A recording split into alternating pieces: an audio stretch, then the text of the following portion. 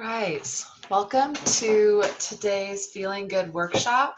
My name is Brooke Powers. I am one of the doctoral interns at the ASU Counseling Center for this academic year from 2020 to 2021. And so today we're going to talk a little bit about flexible or fail, this idea of how do we gain more flexibility during such an ever-changing times of like pandemic and changes happening and needing to flex and a lot of unknowns going on. So that's what we're going to be talking about today. Today, the objectives will be just doing a little bit of mindful practice to start us off, talking a little bit about what understanding flexible thinking is, identifying our values, diffusing thoughts, and putting it all together. So pieces of cognitive flexibility that we will be looking for and be able to break that down into some of these practices here. So just to say hi, I'm Brooke. I am, again, with the Counseling Center. So this is a way to either reach me via email or to call the Counseling Center with the number below. So starting off with this idea of flexible thinking during a pandemic, that normally we might struggle with being flexible or dealing with change, but during a pandemic sometimes just throws a whole new game into the mix. And so there's some brand new research out there talking about what this flexible thinking looks like and how people are doing with it during the COVID pandemic. So there is a lot more connection between flexibility and having greater well-being overall. And then that inverse effect. So basically, like the more flexible you are psychologically, the less likely you are to suffer from anxiety or depression or other kind of pandemic-related stressors. As well, the COVID-19 brought in a whole new precedent of sleep issues. So sleep quality and daily energy has been affected for a majority of participants in this study. And recognizing how much that's changed our rest and how much that can change our ability to be able to think flexibly, which does take a little bit more energy and effort. Psychological flexibility is consistent with having such an impact on mental health. So before there's a lot of connection between this concept and positive mental health or healthy mental health. But once the pandemic hit, there was even stronger of a connection between the two. And I think going along with the tweet that I have posted up there on the slide, that the effectiveness of our coping strategies have surely changed. I know that I have done a lot of different things to cope during the pandemic, especially during that stay-at-home order that we had for a period of time, that nothing is really necessarily good or bad unless you're like hurting yourself or others, obviously, and there's limits to this, but understanding that when everyone is going through such upheaval of life and regularity, that coping skills sometimes need to change as well. And so there's a lot more flexibility and a lot less judgment around what coping skills are needed for folks to get through. And this idea of it increases our resiliency. So we talk about resiliency and how that helpful concept can get us through trying times. It helps folks get through bouncing through trauma or adversity or grief or stress. So resiliency is really important. And so this idea of flexibility, increasing resiliency during adversity, is incredibly useful. It's such a good muscle to build. So there's a lot of good reasons why flexible thinking is really important during a pandemic. So we'll talk a minute, like what is flexible thinking? What does this mean to us? How do we understand it? So just take a moment to think to yourself, what is flexible thinking to you? Or say it out loud if that feels helpful, or journal it, write it down. So what is flexible thinking?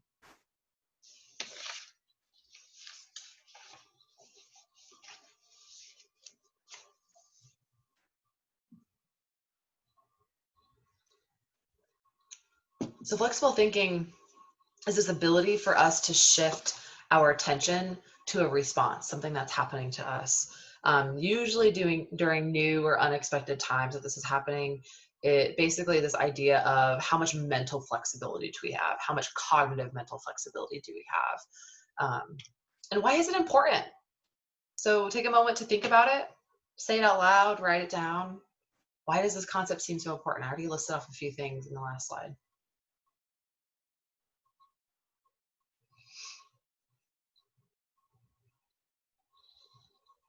Yeah, so this idea of the importance and just continuing to describe why it's important. Just think about this example of when you're driving, and surely you've been doing this before. You've driven somewhere new. There's a road closure, and you sit there at that sign wondering, what do I do in this moment? For some folks, it's like, I'm just going to take the chance and go right through. Maybe it's just, not actually under construction yet. Some folks are like, all right, I'll listen. I'll take the detour. But sometimes it's just that moment of sitting there feeling frustrated or unsure what the next step is. And that can sometimes be an example of flexible thinking. Sometimes it brings up in those moments feelings of confusion or frustration or anger or like panic sometimes, or just like injustice, this feeling of like, this just isn't fair and this is really upsetting. So when we lack flexible thinking, those are sometimes some of the feelings that come up pretty consistently for folks.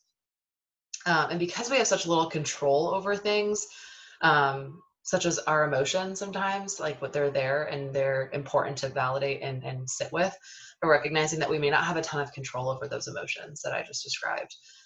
So this can sometimes ebb and flow, and sometimes that can mean it can ebb and flow drastically, and sometimes that means it might ebb and flow like minimally, where it's still, you're still able to cope and move past it and make a decision on that road closure. Um, and so psychological flexibility, same thing. I'm going to use probably these two terms, flexible thinking and psychological flexibility. That's more so rooted in the literature and theory behind this. So this idea of psychological flexibility is the ability to recognize and adapt to situational demands. So this is across a broad range, that the more flexible we are, the more likely we are to have less stress, less anxiety, less depression, and just overall have greater well-being, just as a whole, holistically. So a lot of really important reasons for that. And according to um, the theory of acceptance and commitment therapy, or ACT, this idea of psychological flexibility involves being open to this inner experience of what's happening for us. That's why we're going to talk about mindfulness here for a minute. That's why we're going to talk about what values are, so we can act accordingly. And maybe sometimes the difficulty with the flexibility is not knowing what to do and why, and what drives us to make that choice. So this idea of flexible thinking, like I said, psychological flexibility, is rooted in acceptance and commitment theory, developed by Stephen Hayes and many others, but he's the most well-known theorist for this. There's a lot of different components of this, and we're only going to hit on a few of them today, but I encourage you to continue looking at things like this if you are seeking out therapy or your own kind of self-help work. That I think looking at these different pieces can be really useful. Just going quickly over some of these, acceptance is this idea of not necessarily being okay with what's going on, like the frustration or the confusion, but just understanding that there's going to be unpleasant emotions, and instead of fighting with them, just letting them be there and understanding that this is a natural process, that you're going to feel discomfort at times. It's just acceptance of them being there. Sometimes the more we fight those emotions that we don't want, the more likely they are to stick and stay really strong. Diffusion, so thinking about your thinking, just watching your thinking. It's our ability to just look at our thoughts objectively, as if you are a researcher doing a study where you're just watching people walk by. It is essentially the same concept with your thoughts. Maybe not feeling super connected to the thoughts, working on just understanding them as they are, and almost this idea of just taking a step back from what they are and what they're doing and not being consumed by them is a really powerful process. And we'll talk about that a little bit later. Self as context is this idea of like how we can observe ourself. It's this ability to step back and watch what's happening within you. I think there's a lot of mindfulness pieces here. So what's happening within me? What's happening with my thoughts? What's happening with my emotions? What's happening in my body? What am I feeling? Committed action is kind of, the action steps. Definitely what I see as what people consider like goal setting. It's kind of doing what needs to happen and behaving in ways that are guided by values. So then values are there as well. Values are what we care about the most. They're what give us purpose and meaning, and they help us act on things that are important to us. And then lastly, contact in the present moment. It's just being with your current environment, not going to the past of what's happened and what's been bothering us, and not going to the future and thinking about what's next, but just being in our present moment is really powerful. So a few more things that we can add to our process here of understanding why this is so important. So this idea of low psychological flexibility through research has been found to predict a lot. And that is, again, all the inverse things that I've already mentioned of having really good flexibility. So if we don't have those skills, if we don't have a strong, flexible muscle that we can practice and build up, we might have more sensitivity to anxiety. There is a lot more fear and a lot more unknown and a lot more concern for change. Depression can definitely happen. The hopelessness of just sitting at that sign and being like, I don't know what to do here. There's no point. I don't know if I want to do this or do that, and just kind of sometimes feeling like I just don't want to do anything. Our work performance definitely can suffer. Worry again goes up there. Difficulty in learning. Well, when we have higher anxiety and when we're feeling a little hopeless, or maybe we're struggling with motivation, of course, learning is going to be really hard. It's not exactly our first bodily function is to learn. Our first bodily function is to survive. So difficulty in learning is such a later process that suffers for a lot of us when we are struggling with inflexibility. And then substance use. A lot of times it's just a way to cope for folks. It's a way to get through. It's a way to numb. It's a way to manage whatever that is. So we're going to talk about mindfulness here, and I'm going to lead us through this little exercise so that we can just ground ourselves. And one of those tenets of flexible psychological flexibility was contacting the present moment. So this is what we're going to do here for the next few minutes. Begin by bringing your attention into your body. You can close your eyes if that's comfortable to you. You can notice your body seated, wherever you're seated, feeling the weight I'm going to of go your ahead and body mute while we do this.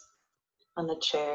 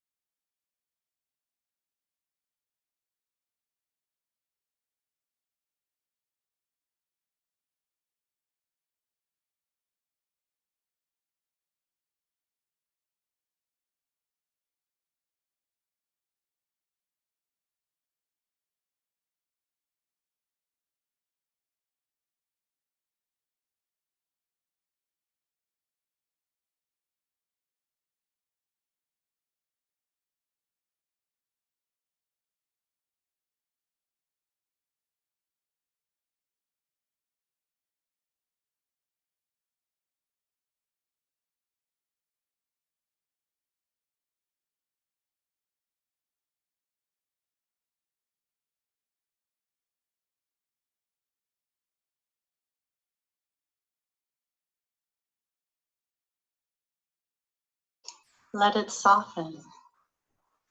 Take a breath.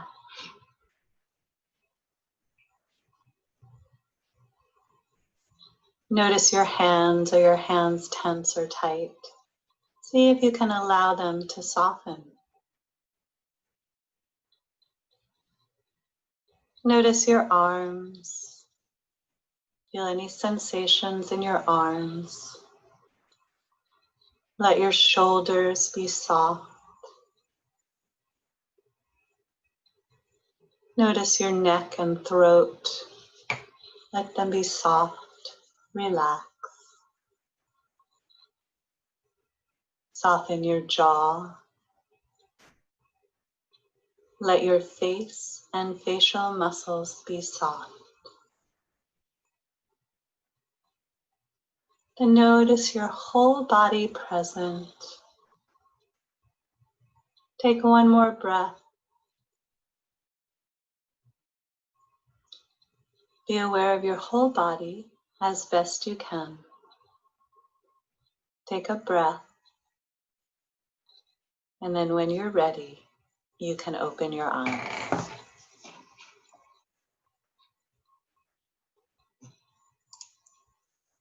All right. Well, I don't know how much you caught of that. I think I got a little Zoom notification that you couldn't hear if I muted myself. So I'm hoping you at least got the tail end of it. If you do want to go back and re-listen to that, it's through uclahealth.org, and they have a bunch of mindfulness prompts and scripts there, so you don't have to worry about watching a YouTube video. You can just listen. So I'm sorry about that if you didn't get to hear all of it. So next we're going to talk about identifying values. Now that we hopefully feel a little more relaxed, a little bit more present within our bodies and what's happening, we're going to talk about what's important to us.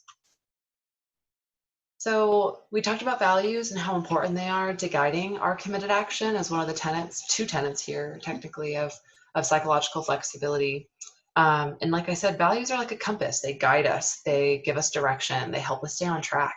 So when we sometimes struggle with making decisions or not feeling like what's happening is goal directed, or we're not able to reach our goals very easily, maybe value is something that we could clarify. So what I want us to do here is take a moment, and I want you to look at this giant list. This is not all encompassing. I recognize there's just quite a few here, and I want you to look at this list, take a moment, take a few minutes maybe, and write down the values that feel really important to you on a piece of paper, put it in your phone note. If you just want to think about it, that's okay too.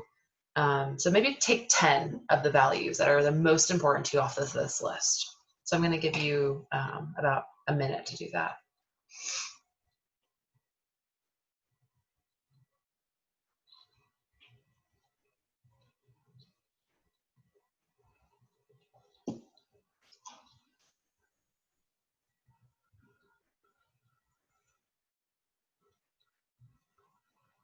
And while you do that, I'm going to turn off video so you have no extra distraction. So I'm going to give you at least 30 more seconds to pick your top 10.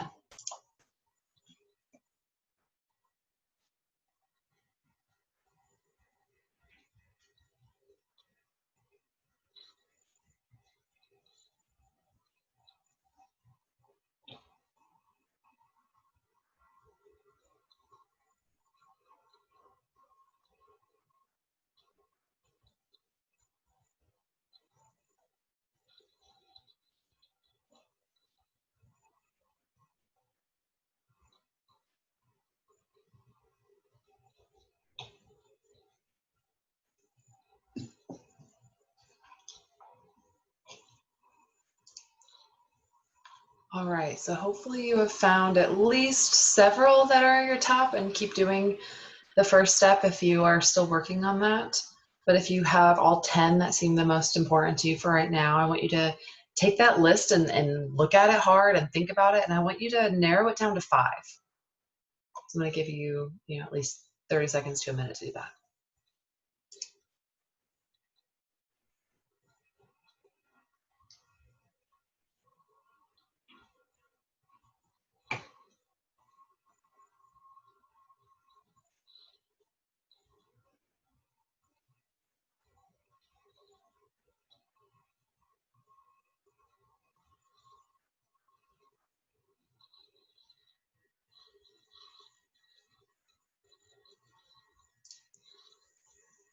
Okay, so hopefully you're getting it down to close to 5, if not 5. And now I want you to take another 30 seconds to get it all the way down to your top 3. What are your top 3 values that are most important to you in this moment? And remember what's important to you and not other people, not values that you're supposed to value, but what truly is the most important to you. So take another 30 seconds to focus on your top 3 values.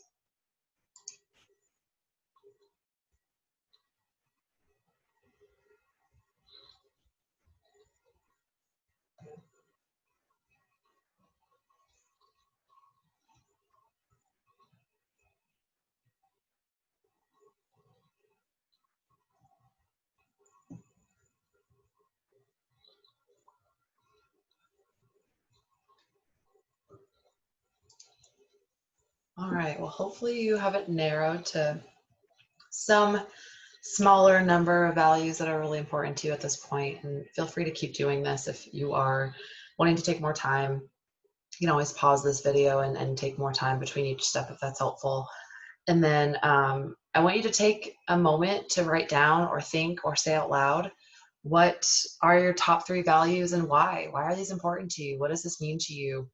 What does committed action in accordance to these values need to look like? For example, if being creative is something that's a really important value for me. Then making sure that my committed action is that I'm setting time into my week or my day where I get to be creative and do that and live through that value, or that my job has creativity in it, or that my relationships have some sense of creative process, or we do things together that can be creative. Those are maybe committed actions that are in accordance with the value of creativity. Um, so think about that, say it out loud, write it down. I'll give you about 30 seconds.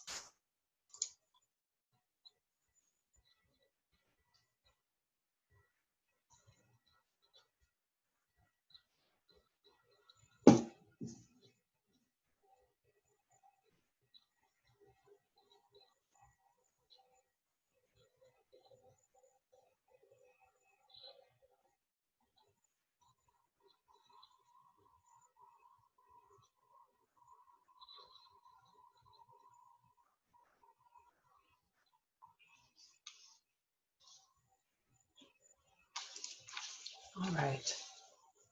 So I think just summing up this process of setting our values and reminding ourselves that these can change. I think sometimes you have your top 10, and depending on the day or the week or the period of your life, maybe one of them stands out or three of them stand out compared to the other two or seven or whatever on the list that were left besides your top three. So just understanding that what you value is important. What you value is maybe unique, and that you need to consider what you're doing that may not be living in those values.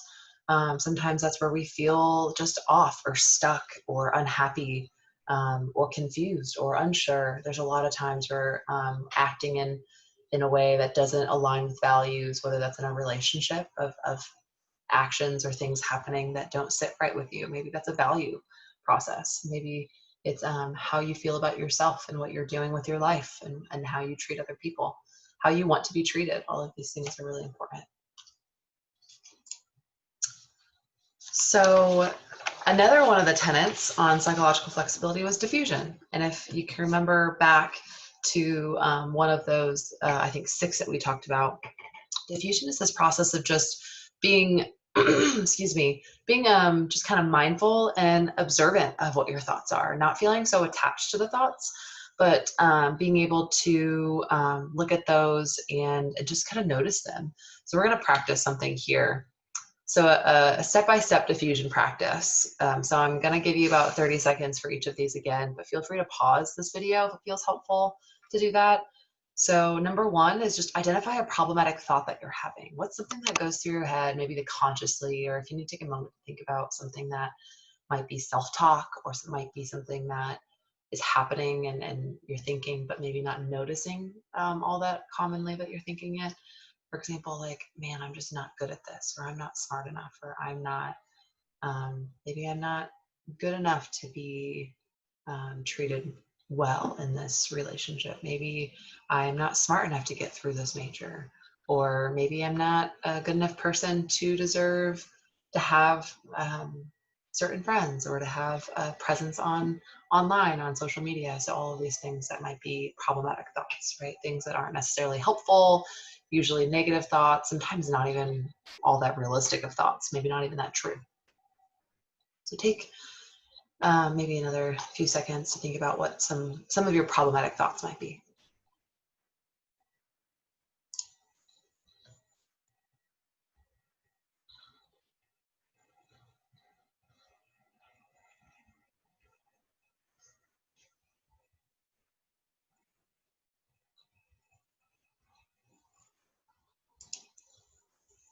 So the next step is, what are the consequences of having this thought? What happens? What happens after you have the thought? Do you do something? Do you, like we talked about, committed action? Are you acting in a way because of these thoughts? Are we viewing ourselves and our values differently because of the problematic thought that's coming through? And remember, these are just thoughts. These are not who we are. It's not necessarily truth.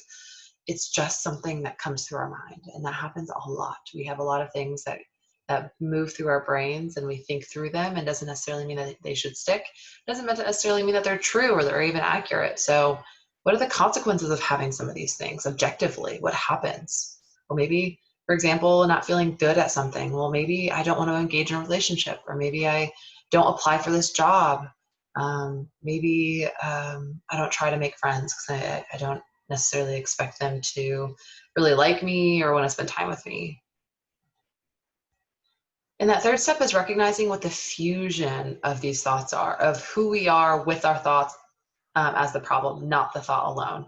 So understanding that the thoughts themselves, yes, are problematic and not helpful. This idea of how much we fuse to them, how much are we attaching ourselves to these thoughts that give us something to act on? How much are we really connecting with, listening to, believing, acting on, all of these things, the fusion of the thoughts. What we're doing by diffusion is separating it and just saying, this is me, and this is myself and my entity, and this is my thought that I had that went through my mind, and that's it. It's just a thought. It's not me. It's not a belief system. It's not a value about me. It may not even be true about me. It's just a thought. So separating and diffusing that. So recognize that the fusion of them is the problem. This is the problem. What we want to do is separate ourselves. So realizing that, like, maybe I suffer more, maybe I don't have as much income because I'm not applying for the jobs that I think that I won't get, or maybe I feel more stressed because I feel really isolated or alone, or that I put a lot on myself, and so I feel a lot of stress.